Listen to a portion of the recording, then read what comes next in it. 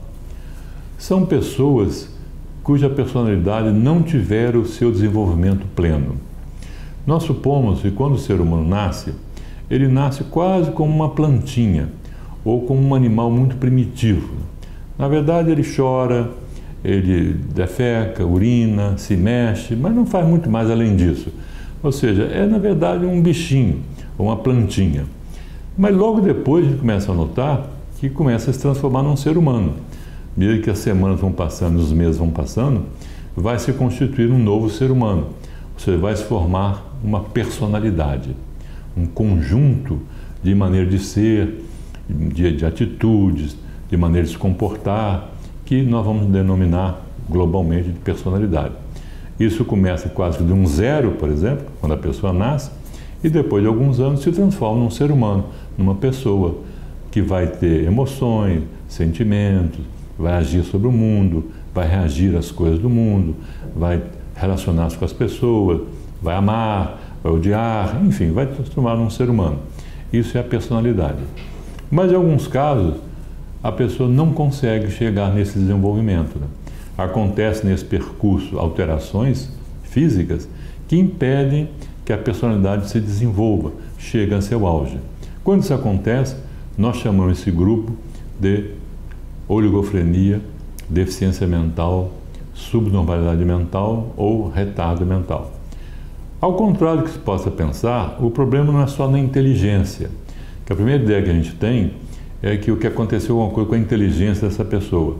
Ou não desenvolveu ou parou o seu desenvolvimento. Na verdade, não é só isso. Claro que a inteligência é um aspecto que aparece muito, mas toda a personalidade fica comprometida.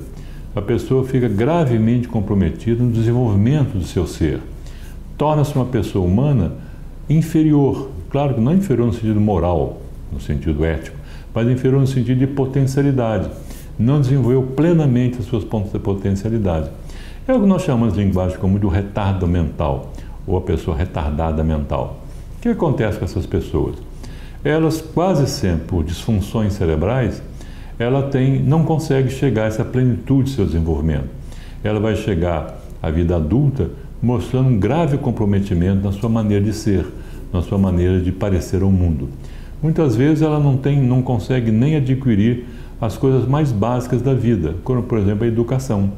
Ela não tem condições de uma educação formal, dependendo da gravidade, ela não tem condições de frequentar a escola, de aprender a ler e escrever, mas muitas vezes ela tem condição.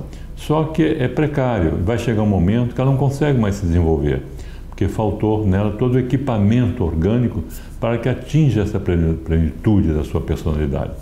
Isso nós chamamos então retardo mental ou oligofrenia. Nos meios médicos usa-se muito a palavra oligofrenia. Nos meios não médicos, psicológicos, pedagógicos, se usa muito deficiência mental. E o termo oficial, digamos assim, adotado pela Classificação Internacional de Doenças no Brasil, é retardo mental. Então esse é o primeiro grupo que acontece, a primeira entidade que nós vamos considerar que faz parte da psiquiatria, e a psiquiatria vai cuidar dessas pessoas, vai tentar minimizar o máximo possível toda essa deficiência que essa pessoa tem, toda essa menos-valia, toda essa falta de desenvolvimento de personalidade. Nem sempre isso é possível, mas pelo menos nós tentamos melhorar bastante essas condições.